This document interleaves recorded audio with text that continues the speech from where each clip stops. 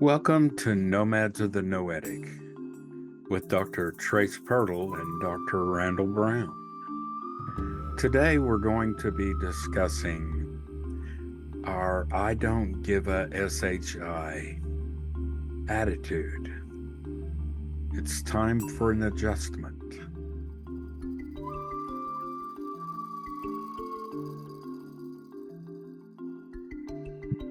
Hey, good afternoon, everybody. This is Trace and Randy coming to you again. Part of us are in, I don't know, Randy, where are you at? Are you in Kingsville? I'm in Kingsville. You're in Kingsville. Okay, you're in Kingsville. I am in Kerrville.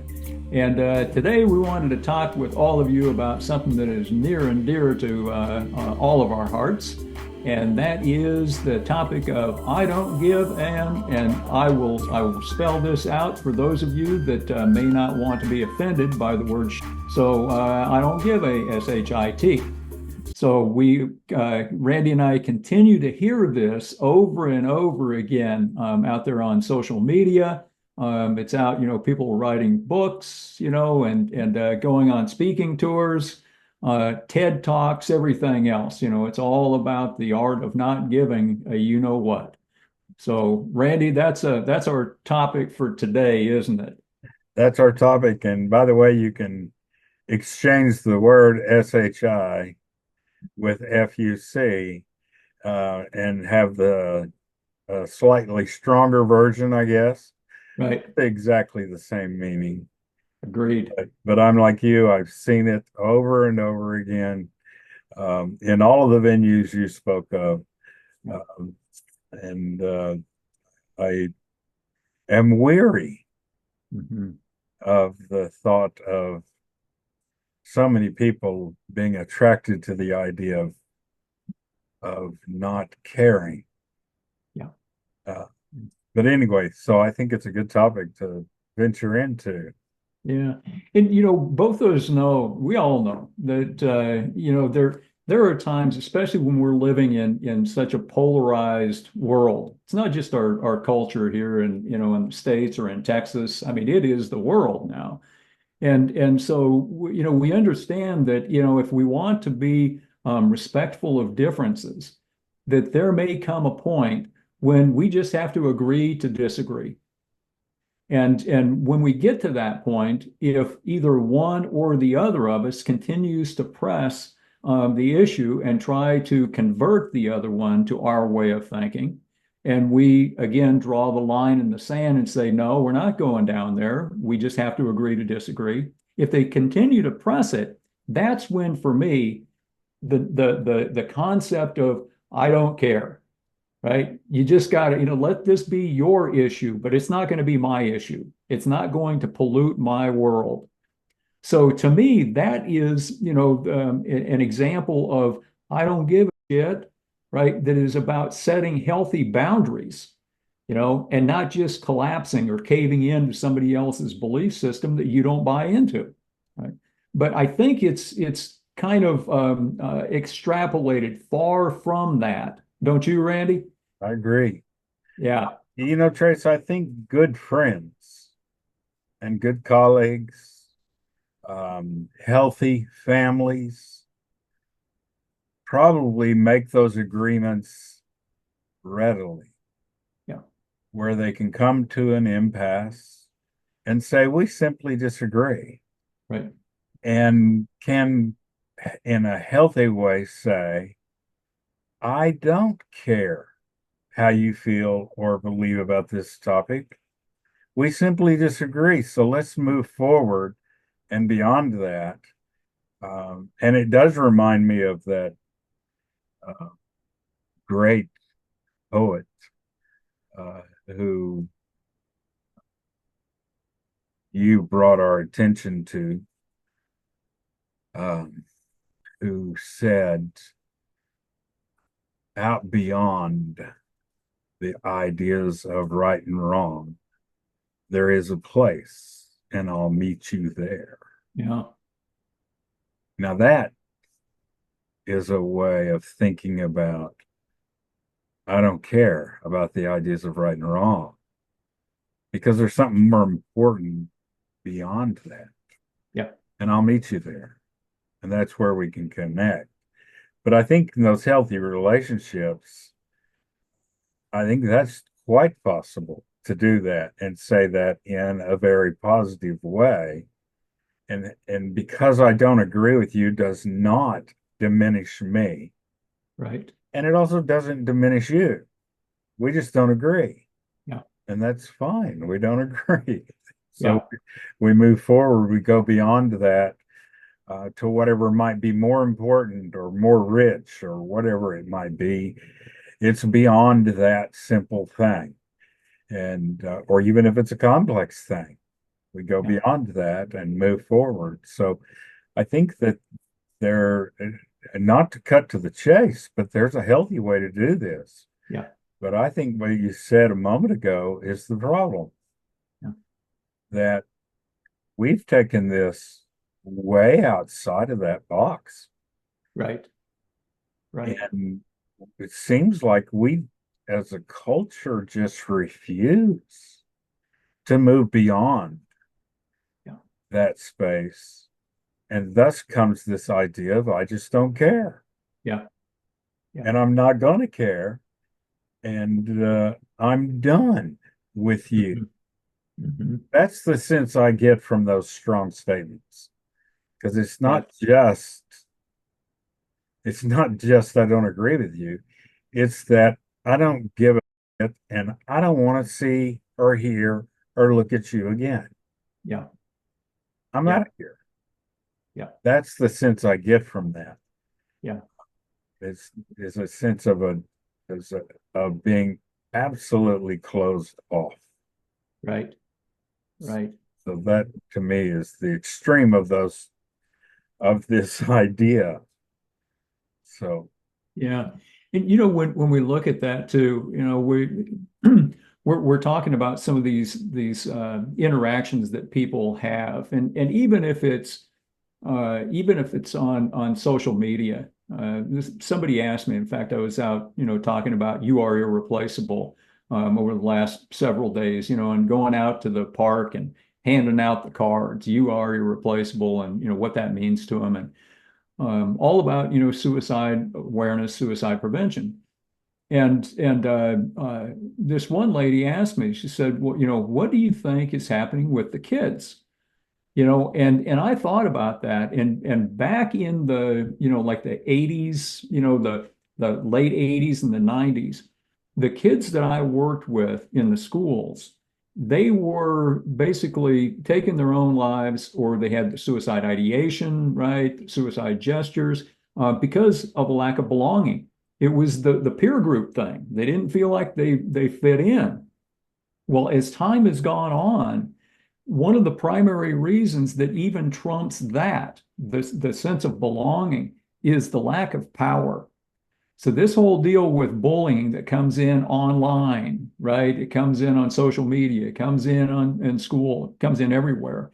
There's this sense of I have the power, you don't, and kids aren't strong enough. They're not resilient enough to rise up above that and say, "Hey, I don't give an shit about what you say, right? I'm still going to go on with my life." They don't have the resilience. So they continue to get put down to the point where they say, I'm better off being dead.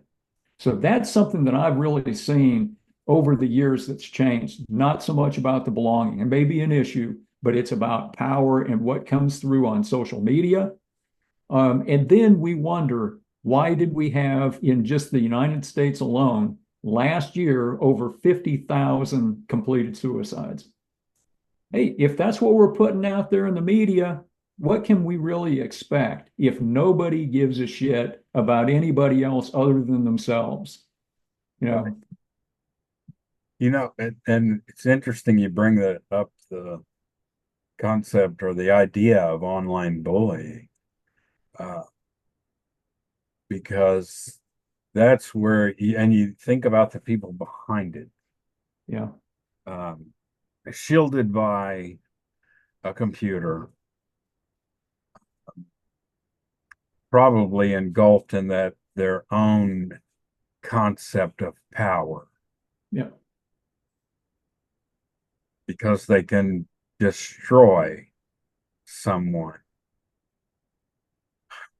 by keystrokes and never have to pay any kind of price. You think about that. Now, there's a person who doesn't care. Yeah. Now, that's not their motivation, though. Right.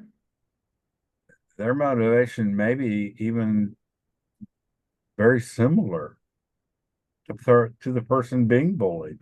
Mm-hmm. They may be as vulnerable. Yeah.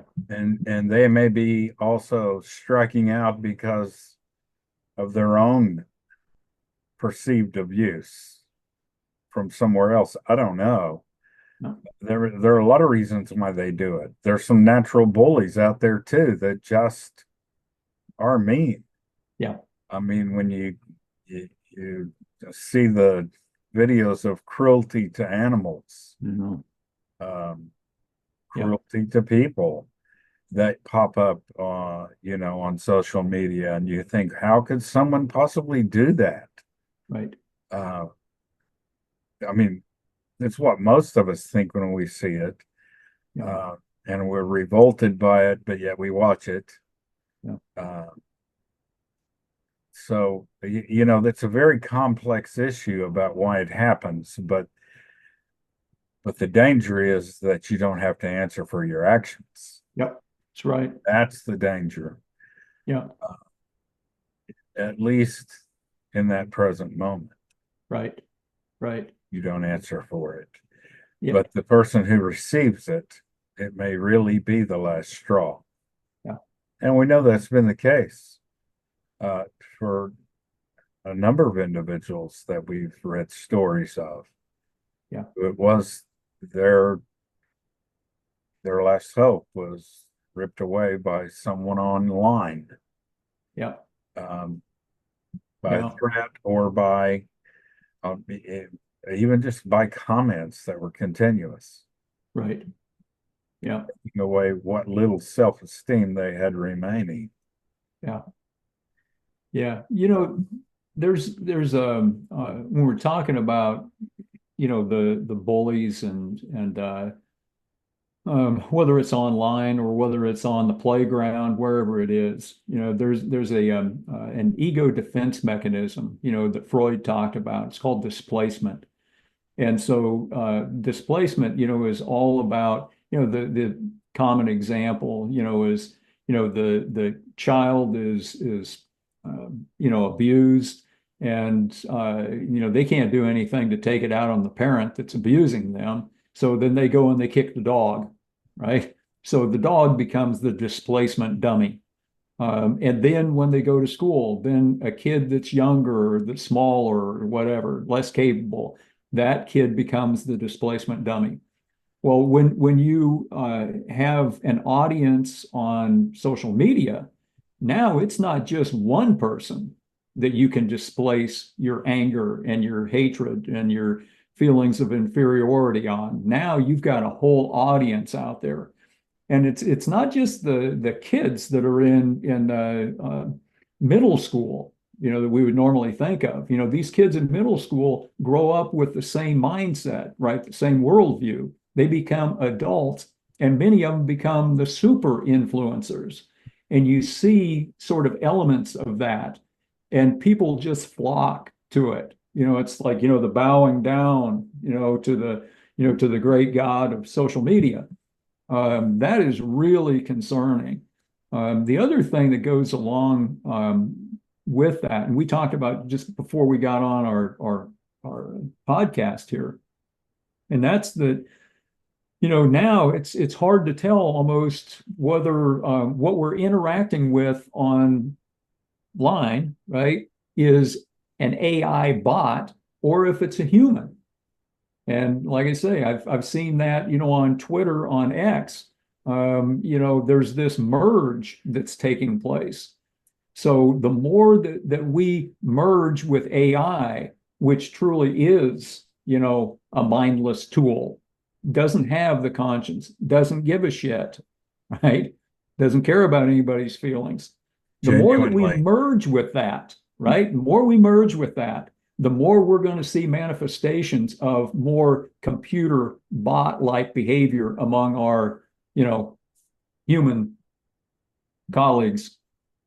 So I don't know. It's that part is really kind of troubling, to me in terms of the future of humanity. You always want to be hopeful. You want to be, looking forward to the future. But some of these indicators we have doesn't bode well for humanity. No, I think it spells out that we're in for a battle. Yeah. Uh, or at the very least, we're in for having to become much more cautious Yeah. and much more concerned about the vulnerable people Right. who and children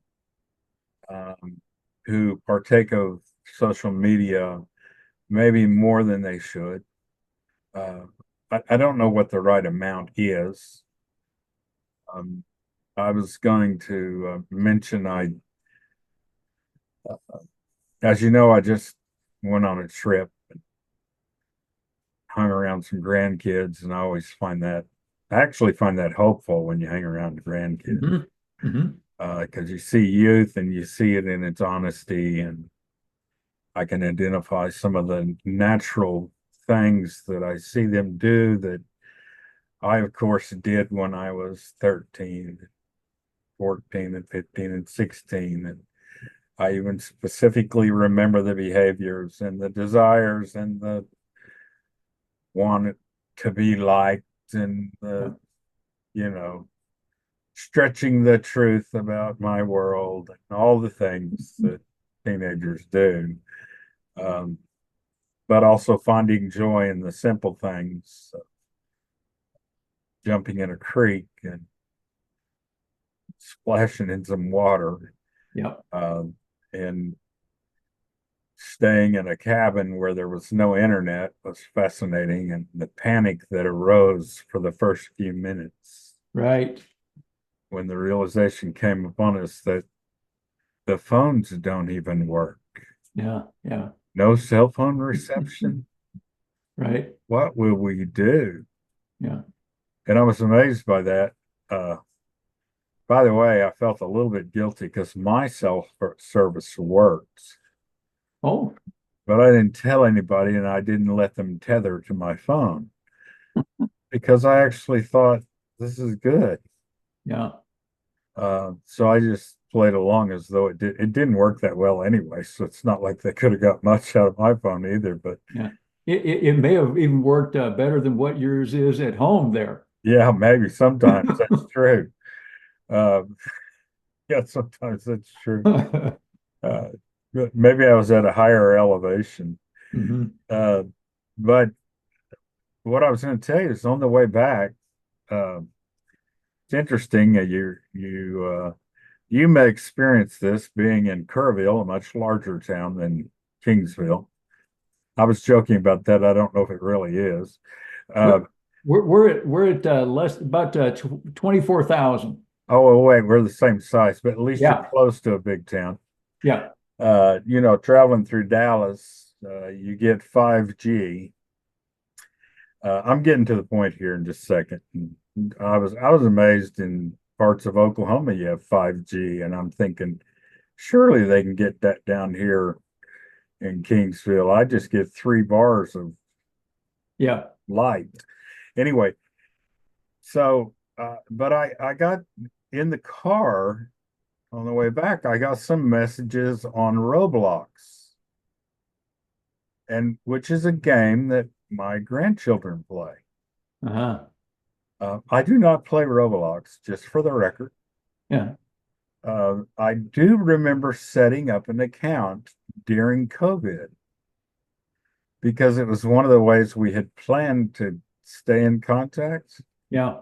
Turned out Zoom was better, but one of the ways we had planned to stay in contact that we'd all play Roblox. And I have no idea what that even is, but and thus it didn't work out for me. But I received some messages on Roblox. And I think someone accidentally included me in some messaging Oh, between, I don't know who it is, but I huh. was fascinated Yeah, with the yeah. conversation because it was about parents and about when I'm 18, I'm out of here Uh-huh. and I'm going to disown this family. I'll never, I'm never going to talk to my dad again. Hmm. And my mom and dad, I've heard them talk. As soon as the kids are out of the house, I'm getting a divorce or they're getting a divorce.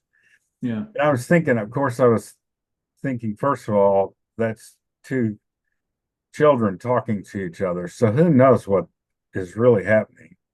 yeah, So, I mean, there's some truth in there, and it could have been parents having a fight about something, and who knows? Who knows? yeah.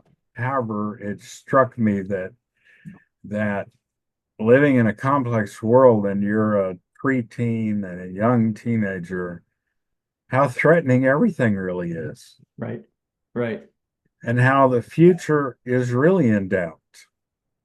Yeah, I mean, I look at my life now and yeah, we have doubts about lots of things and globally. But I don't fear for next week or next month or next year.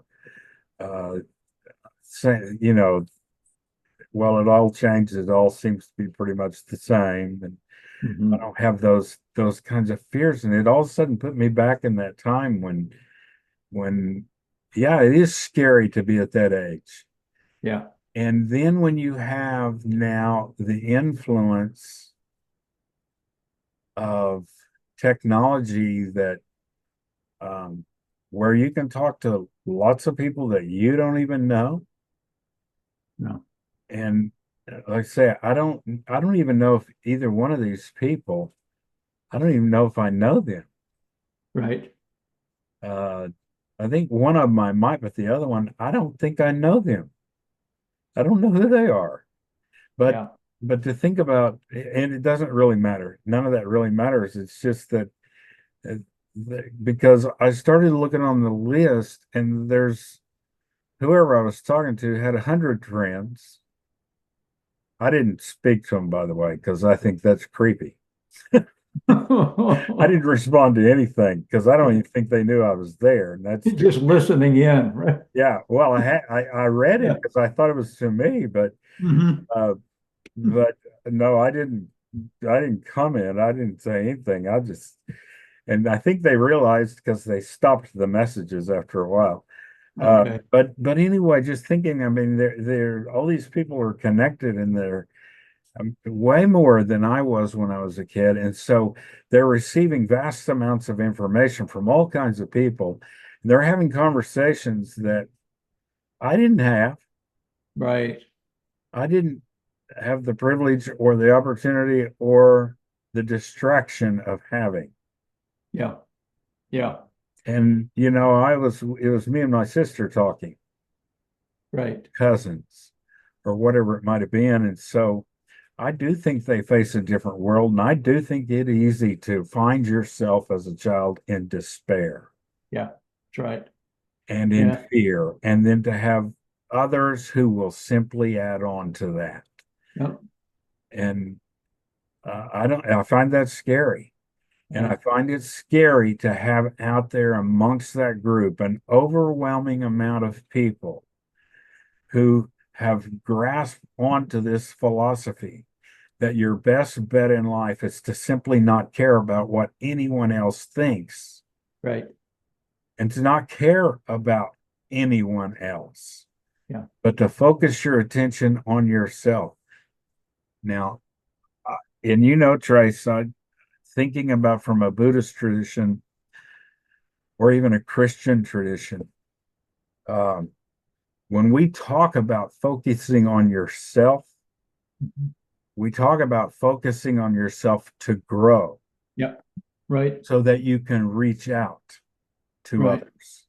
There's always a point to it. Yeah. It is not about you becoming something for you. Right. It's never about that. It's becoming something for a mission Hmm. or a purpose, uh, to bring glory or to bring help, uh, to bring a mission, to fulfill something. Yeah. But this idea about I don't give a SHIT is something quite different than that. Yeah. And Yeah. Yeah. I totally agree with you on that. And I don't know if I don't remember if we actually talked about this on an earlier podcast, but you mentioned the notion of despair. And Viktor Frankl was one from the Holocaust, that we've talked about, Man's Search for Meaning, and all the work that he did with logotherapy about how people find meaning in life despite suffering or in spite of suffering. And one of the simple formulas that he would use was S minus M equals D. Okay. Suffering minus or without meaning equals despair. And to me, that's what's kind of I'm seeing, this formula, this logotherapeutic formula that's playing out. Well, when we hear more and more people that are saying, I don't give a shit, right? What they're really saying is they're hopeless, right? There's that sense of I'm suffering in my life in whatever form that is, and it doesn't matter whether they're the victim or they're the perpetrator. There's still that suffering that's going on, and it's doing it without some sense of meaning, and purpose. And so there's that resulting despair that people get into, that is hopeless, and they're just saying whatever, now I'm going to write a book, The Art of Not Giving a Flip. And I don't know, if we don't somehow turn this around, and it may be that we're just turning things around one person at a time, because we know that we're not going to change the zeitgeist, the movement, right, of the times. We don't have a big enough audience, right? We don't have enough time. But if you and I and anybody else that's part of Nomads of the Noetic, or they're part of You Are Irreplaceable, merging those groups together, now all of a sudden we've got, a synergistic effect.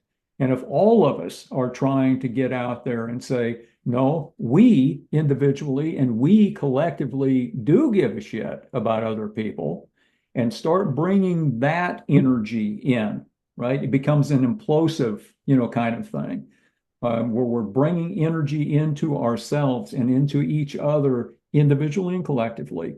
Well, then when we hit our own tipping point, that's when we can go out there and actually explode. This comes from Gestalt therapy, right? So we can actually do something to impact more and more people. But until we get to that point where we're really saying, now, you know what, as a culture, as a society, as a world, we're not going in the right direction. Until we get to that point, we've integrated that and say there is meaning in our suffering. We're not gonna get off of the tipping point, right? It'll still be more scrolling, on social media, more posting mindless, comments out there. No, I think it's getting more serious now, and so maybe that's what we're trying to do, with this particular, episode, especially, is letting anybody and everybody know we do care, and if there's any wondering out there, contact us, and let us know. right, Um, you know, 100%. And what, Trace, I always think about when we have these conversations, I always feel um, like I always think I want to give an answer to this. yeah. But I think you're right about Victor. I hope you don't mind if I call him by his first name. No, you know what? I'll just interject something there. I think that Dr. Viktor Frankl would really love for people to be thinking of him as Victor, as opposed to how it's become. It's like, he's an untouchable, he's God incarnate or whatever. Right. No, yeah. So please do. Yeah, Well, I read his book, Man's Search for Meaning, because yeah. you gave it to me. Oh, that's where my other That's where your 10,000 copy went. that's Okay, I where was your wondering copy why I didn't went, get that back. and I didn't give it back. It's in good hands. It's in good hands. That's right. Which I encourage anyone to read. Uh, ma- if for no other reason, just to read the story Yeah, of Victor. But he does provide an answer, as do a lot of other people in their own ways provide an answer to this question. But I love the title of his book, yeah, Man's Search for Meaning. And I love the focus of that thought, because isn't that what we all strive for? yeah. I mean, isn't that the thing that haunts us sometimes, even when we're kids? When we have those really strange thoughts at night, why am I here? Yeah. I mean, that's what Victor talks about. What is that meaning? And and I think Victor's right. No matter what you go through, if you don't find that meaning, Yeah. you're not going to find that happiness, Right. that contentment. It isn't unlike what Christianity teaches. It's not unlike what Buddhism teaches. I mean, truthfully, if you think about it, all those traditions talk about the work and the suffering. They also talk about the meaning, and they talk about that driving happiness and contentment. And I don't, joy, it maybe be a better word for it. Mhm. It's not about walking around with a smile on your face. It's walking Right. around with contentment in your heart. Yeah. Uh, yes, happiness comes and goes on its own, but am I content even in those moments that are hard? Yeah. Even in those moments. And I think that's the strength that really helps people um, get through those moments where they have that kind of despair Mhm. Mhm. that that we were talking about when we talk about the rates of suicide. Yeah. Uh, and so maybe there's more to this thought, and maybe we need to discuss this much more in Yeah. future broadcasts about how do we help people find that meaning. Yeah. But I agree with 100% with what you said right here, because the first step for me is exactly what you said. Is I want people to know that you can reach out to us right now. Yeah. You can do that because we are here, and we'll walk you through that moment of darkness. Then we'll create a pathway. We'll find the help. Yeah. We'll help you through that. Yeah. But I agree with you. We need to build an army. Yeah. Yeah. That takes more structure and time, and I'm game with you on that. Let's do it. You bet. And you know what? Another thing too, because you're right. I mean, this particular conversation, I don't know how long we've been on this, I mean, half hour-ish, whatever. But it could go on, for several more sessions. And we've had people in You Are Irreplaceable asking, hey, can we get more information? Can we get more training on this? And the answer is clearly, yeah. And the even though we kind of go through this affect, these feelings of hopelessness ourselves. And Frankel, Victor talked about, life doesn't guarantee us happiness, right? It provides us opportunity to find meaning. And once we find meaning, then happiness becomes the byproduct of that, or joy or contentment, or whatever the other, human experiences are that are positive for us, they become the byproduct. So whether it's hey, I can't find meaning in this suffering that I'm dealing with right now, we can teach you how to do that, right? There just has to be a willingness for the person to reach out and say, there is a solution. Other people have found it. Now I can be more hopeful, right? I just need to have skills. I need to have awareness. I need to have knowledge, and I need to have skills. So we can teach you that, right? And whatever human problem it is that somebody is dealing with right now, it's not like there's an infinite number of problems that you could never deal with, right? There's really only 5 problems that if you can figure out which category that problem falls into, now all of a sudden you can solve it, right? Yes. So, Randy, that's something we can talk about as we're going on in other Well, episodes, but yeah, so you can be real hopeful that there is a solution to whatever problem that a person might be going through right now, and there is hope. I like that. I want to end there, Trace. Sounds I good want to to me. end on that idea that there is hope. Yep, And instead of I don't give, yep, I'm going to say we give hope.